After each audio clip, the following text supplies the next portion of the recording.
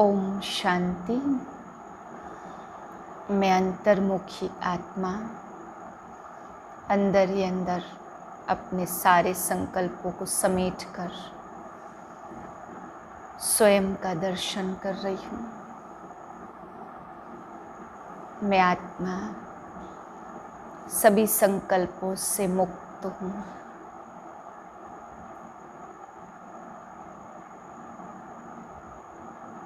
विघ्न जीत आत्मा हूँ। मुझसे तेज सर्च लाइट निकल रही है और चारों ओर के पवित्र वाइब्रेशन बन रहे हैं।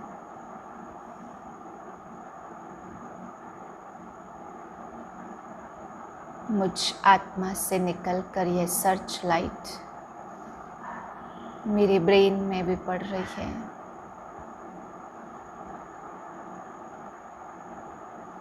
मुझ आत्मा के सभी संकल्प शुद्ध बन रहे हैं। मन शांत हो रहा है और इस शांत मन से मैं आत्मा स्वयं को देख रही हूँ।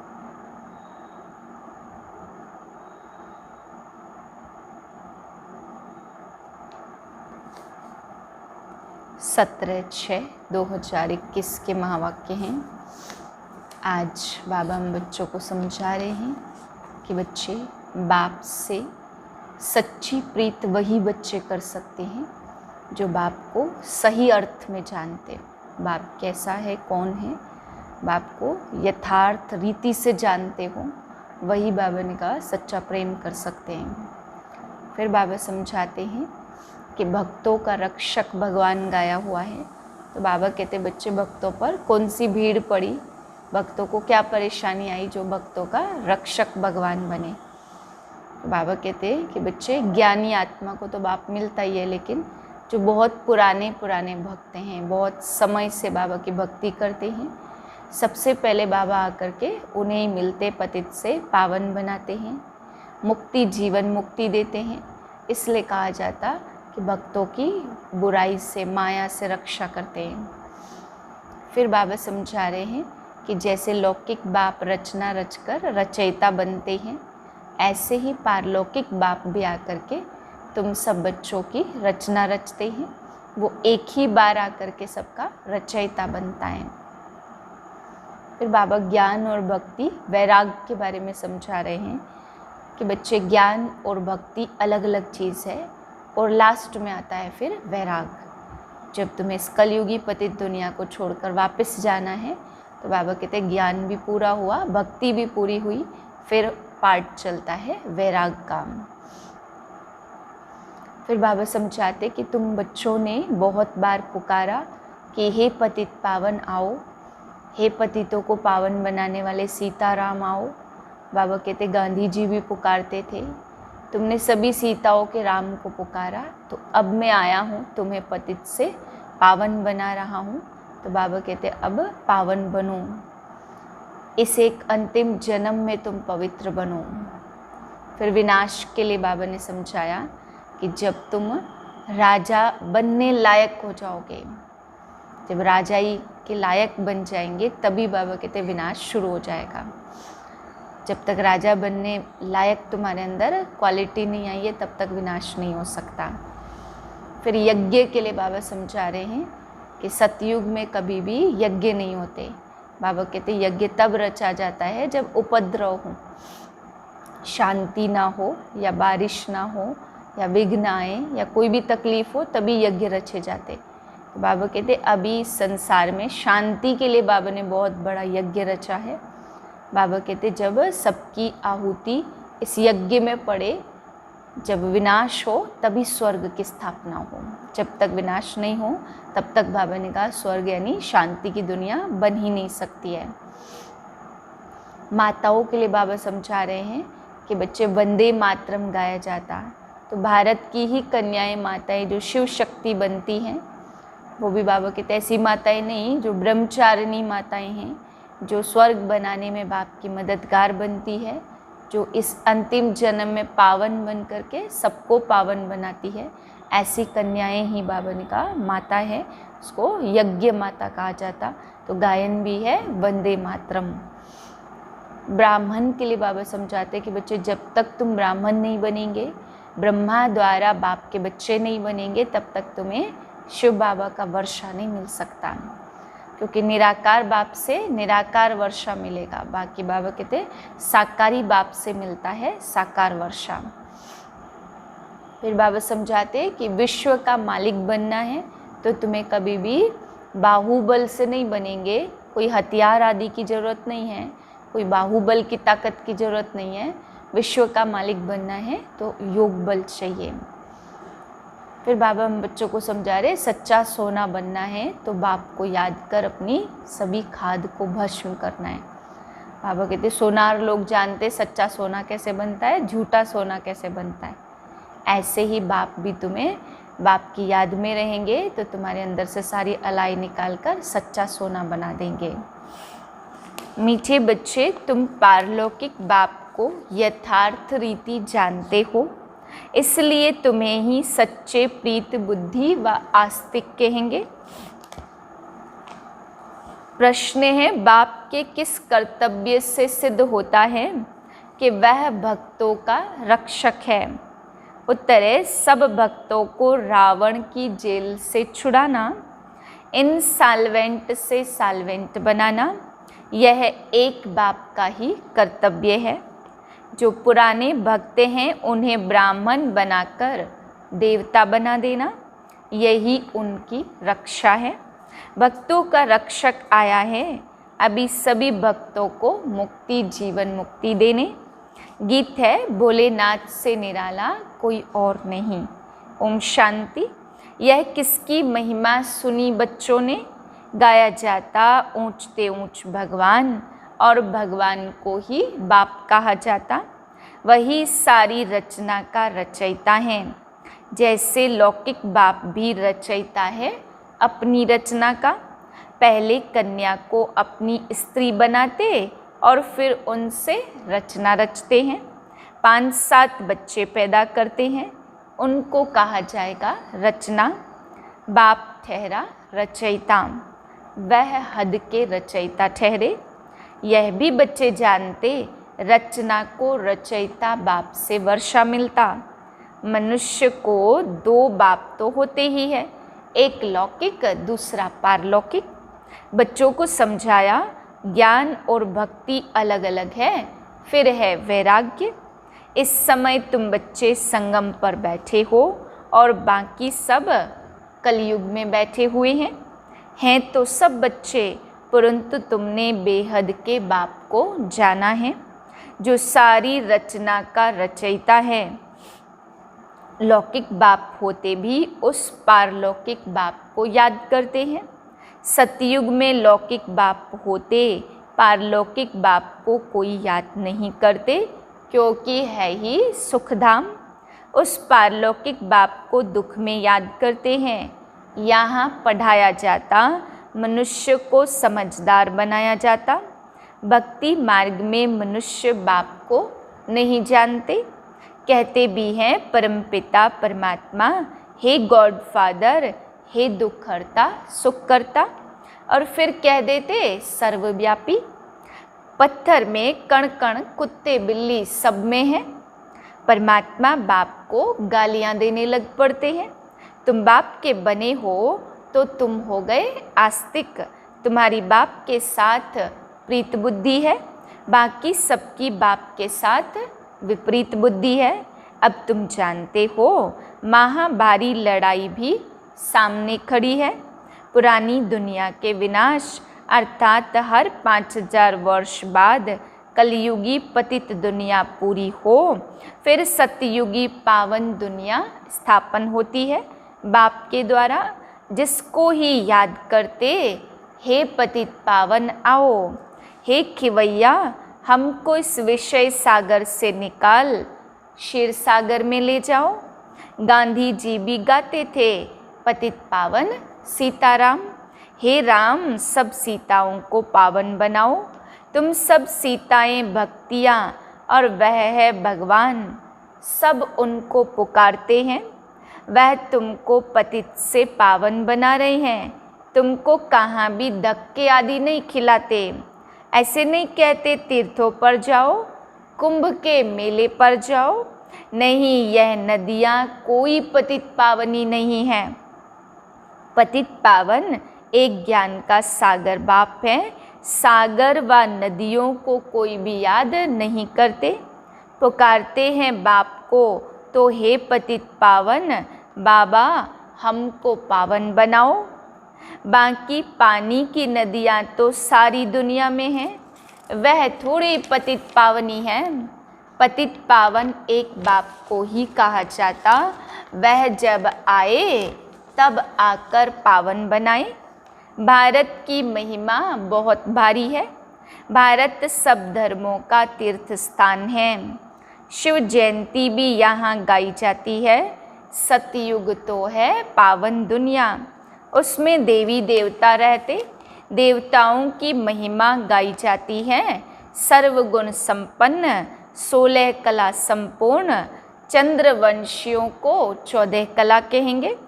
फिर सीढ़ी नीचे उतरते हैं तो बाप आकर सेकंड में सीढ़ी चढ़ाए शांति धाम सुख धाम में ले जाते। फिर 84 का चक्कर लगाए सीढ़ी उतरते हैं। 84 जन्म कोई ने तो जरूर लिए होंगे ना। मुख्य है सर्वशास्त्रमयी शिरोमणि गीता। श्रीमद् भगवत माना भगवान की गाई हुई, परंतु भगवान किसको कहा जाता यह पतित मनुष्य नहीं जानते। पतित पावन सर्व का सद्गति दाता एक निराकार शिव ही है, परंतु वह कब आया यह कोई भी नहीं जानते। बाप आप ही आकर अपना परिचय देते हैं। अब देखो यह बच्चे और बच्चियां दोनों बाबा कहते हैं। गाया भी जाता तुम मात पिता हम बालक तेरे, तुम्हारे इस राज्यों को सीखने से सुख घनेरे मिलते हैं। तुम यहाँ आते ही हो बेहद के बाप से स्वर्ग के 21 जन्मों का वर्षा पाने। अब शिव जयंती भी भारत में ही मनाते, रावण भी भारत में ही दिखाते, परंतु अर्थ कुछ भी नहीं जानते। शिव हमारा बेहद का बाप है यह एक भी नहीं जानते, सिर्फ शिव की पूजा करते रहते। जब सारा झाड़ तमो प्रधान हो जाता तब बाप आते। नई दुनिया में भारत स्वर्ग था, भारत में ही सतयुग था, भारत में ही अब कलयुग है। बाप समझाते पहले पहले तुम स्वर्ग के मालिक थे, अब तुम 84 जन्म भोग नरकवासी बने हो।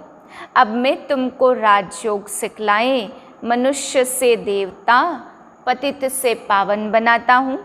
ब्रह्मा अर्थात भक्ति अर्थात ब्रह्मा की रात, ज्ञान अर्थात ब्रह्मा का दिन। तुम ब्रह्मा कुमार कुमारियाँ दिन में जाते हो। इस पुरानी दुनिया को अब आग लगनी है। बरोबर महाभारत लड़ाई है। बरोबर इस महाभारत लड़ाई के बाद ही भारत स्वर्ग बन जाता है। अनेक धर्म विनाश हो, एक धर्म की स्थापना होती है। तुम बच्चे बाबा के मददगार बन आदि सनातन देवी देवता धर्म की स्थापना कर रहे हो। तुम स्वर्ग के मालिक बनने लायक बन जाएंगे तो फिर विनाश शुरू हो जाएगा। यह है शिव बाबा का ज्ञान यज्ञ। फिर शिव कहो व रुद्र कहो, कृष्ण ज्ञान यज्ञ कभी नहीं कहा जाता। सतयुग त्रेता में यज्ञ होता नहीं है। यज्ञ तब रचे जाते जब उपद्रव होता। अनाज नहीं होगा व लड़ाई लगेगी तो यज्ञ रचेंगे शांति के लिए। तुम बच्चे जानते हो विनाश होने बिगर तो भारत स्वर्ग बन न सके। भारत माता शिव शक्ति सेना गाई हुई है। वंदना पवित्र की ही की जाती है। तुम माताओं को वंदे मातरम कहा जाता क्योंकि तुमने श्रीमत पर भारत को स्वर्ग बनाया। अब बाप कहते मौत तो सबके सिर पर खड़ा है, इसलिए अब यह एक जन्म पवित्र बनो और बाप को याद करो, तो तुम तमो प्रधान से सतो प्रधान बन जाएंगे। अभी तुम शूद्र से ब्राह्मण बन फिर देवता बनेंगे, यह कोई नई बात नहीं है। कल्प कल्प हर 5000 वर्ष बाद यह चक्र फिरता रहता, नरक से स्वर्ग बनता है। पतित दुनिया में मनुष्य जो कुछ कर्म करते हैं वह विकर्म ही बनता। बाप कहते 5000 वर्ष पहले भी तुमको कर्म अकर्म विकर्म की गति समझाई थी, अब फिर से तुमको समझाता हूँ। मैं परमपिता परमात्मा निराकार तुम्हारा बाप हूँ। यह शरीर जिसका हमने आधार लिया है यह कोई भगवान नहीं है। मनुष्य को देवता भी नहीं कहा जाता, तो मनुष्य को भगवान कैसे कह सकते। बाप समझाते तुम 84 जन्म लेते लेते नीचे सीढ़ी उतरते आए हो, ऊपर कोई जा नहीं सकता। सभी पतित बनने का ही रास्ता बताते, खुद भी पतित बनते जाते हैं। तब बाप कहते उनका भी उद्धार करने मुझे आना पड़ता। यह है रावण राज्य, तुम अभी रावण राज्य से निकल आए हो, धीरे धीरे सबको पता पड़ेगा। ब्राह्मण बनने बगैर शिव बाबा से वर्षा ले नहीं सकते। बाप है ही दो, एक निराकारी और एक साकारी। वर्षा मिलता एक साकारी बाप से साकारी बच्चों को, और फिर निराकारी बेहद के बाप से वर्षा मिलता निराकारी आत्माओं को। बाप कहते अभी तुम अमर लोक में जाने के लिए अमर कथा सुन रहे हो, वहाँ अकाले मृत्यु कभी होती नहीं है, दुख का नाम निशान नहीं है। तुम बच्चे आए हो श्रीमत पर चल, बेहद के बाप से श्रेष्ठ ते श्रेष्ठ देवी देवता बनने। यह कोई शास्त्रों का ज्ञान नहीं है। दिखाते हैं विष्णु की नाभि से ब्रह्मा निकला, उनके हाथ में फिर शास्त्र देते। बाप कहते ब्रह्मा द्वारा मैं तुमको सारी रचना के आदि मध्य अंत का ज्ञान सुना रहा हूँ। मैं ही ज्ञान का सागर हूँ। गाते भी हैं ज्ञान सूर्य प्रगटा, अज्ञान अंधेर विनाश। सतयुग में अज्ञान होता नहीं है, वह सचखंड था तो भारत हीरे जैसा था। हीरे जवाहरों के महल बनते थे, अभी तो मनुष्यों को पूरा खाने के लिए भी नहीं है। इंसॉल्वेंट विश्व को फिर सॉल्वेंट कौन बनाए, यह बाप का ही काम है। बाप को ही तरस पड़ता। कहते हैं तुमको राजयोग सिखाने आया हूँ। नर को नारायण नारी को लक्ष्मी बनाता हूँ, तो भक्तों का रक्षक है ही बाप। तुमको रावण की जेल से छुड़ाए सुख धाम में ले जाता हूँ। सारी दुनिया में जो ब्राह्मण बनेंगे वही देवता बनेंगे। ब्रह्मा का नाम भी बाला है, प्रजापिता ब्रह्मा। तुम ब्राह्मण हो सबसे उत्तम, तुम भारत की सच्ची रूहानी सेवा कर रहे हो। बाप की याद से ही विकर्म विनाश होंगे, और कोई रास्ता नहीं है पतित से पावन बनने का। याद से ही खाद भस्म होगी। सोनार लोग जानते हैं सच्चा सोना झूठा सोना कैसे बनता है, उसमें चांदी तांबा लोहा डालते। तुम भी पहले सतो प्रधान थे, फिर तुम्हारे में खाद पड़ती तो तमो प्रधान बन पड़े। अभी फिर सतो प्रधान बनना पड़े तब सतयुग में जा सकेंगे। बाप कहते कोई भी देहधारी को याद नहीं करो। ग्रस्त व्यवहार में रहते एक बाप के सिवाय और कोई को याद नहीं करो, तो तुम स्वर्गपुरी के मालिक बन जाएंगे। स्वर्ग अथवा विष्णुपुरी थी, अब रावणपुरी है, फिर विष्णुपुरी बनेगी जरूर। साधु संत आदि सबका उद्धार करने मैं आता हूँ, तब ही कहा जाता यदा यदा ही धर्मस्य ग्लानिर्भवति भारत। सर्व का सद्गति दाता मैं एक बाप शिव हूँ, शिव रुद्र सब उनके ही नाम हैं। अथाह नाम रख देते, बाप कहते मेरा नाम तो असली एक ही है शिव। मैं शिव हूँ, तुम सालिग्राम बच्चे हो, तुम आधा कल्प देह अभिमानी रहे हो, अब आत्म अभिमानी बनो। एक बाप को जानने से बाप द्वारा तुम सब कुछ जान जाते, मास्टर ज्ञान सागर बन जाते हो। अच्छा, मीठे मीठे से किलदे बच्चों प्रति माता पिता बाप दादा का याद प्यार गुड मॉर्निंग। रूहानी बाप की रूहानी बच्चों को नमस्ते। हम रूहानी बच्चों की रूहानी बाप को नमस्ते।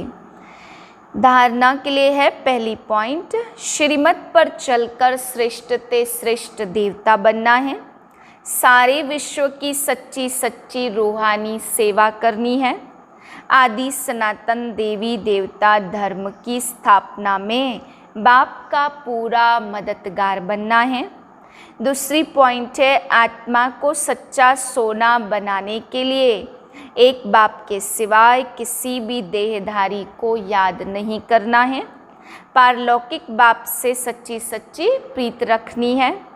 वरदान है, अंतर्मुखी बन अपने समय और संकल्पों की बचत करने वाले विघ्न जीत भव। कोई भी नई पावरफुल इन्वेंशन करते हैं तो अंडरग्राउंड करते। आप भी जितना अंतर्मुखी अर्थात अंडरग्राउंड रहेंगे उतना वायुमंडल से बचाव हो जाएगा, मनन शक्ति बढ़ेगी और माया के विघ्नों से भी सेफ हो जाएंगे। बाहर मुक्ता में आते ही अंतर्मुख हर्षित मुख आकर्षण मूर्त रहो। कर्म करते भी प्रैक्टिस करो तो समय की बचत होगी और सफलता भी अधिक अनुभव करेंगे।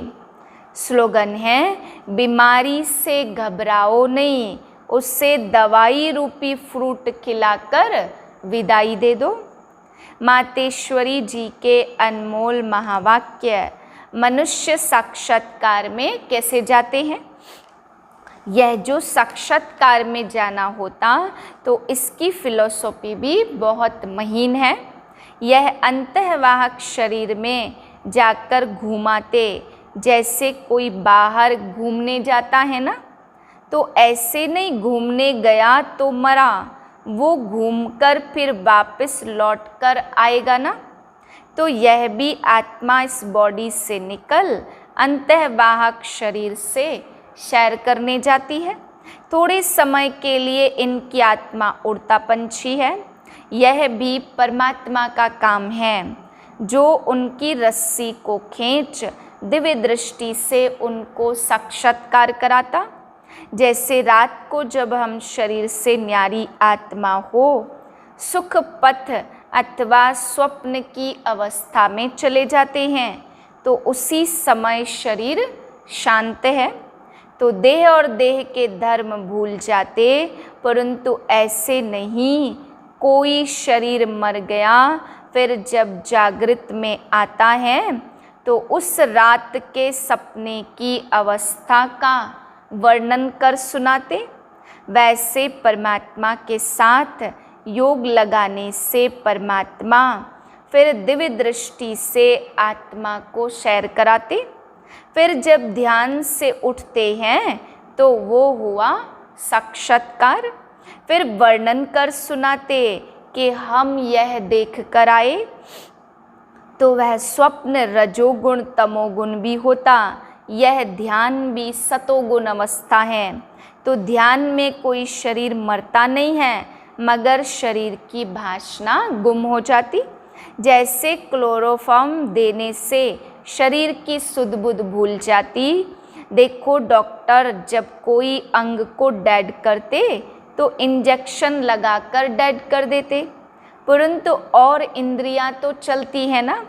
तो ध्यान भी इसी तरह से है कि आत्मा कोई उड़कर सैर कर आती, परंतु शरीर मर नहीं जाता। अब यह रस्सी खींचने की स्मृति भी परमात्मा में है, ना कि मनुष्यात्मा में।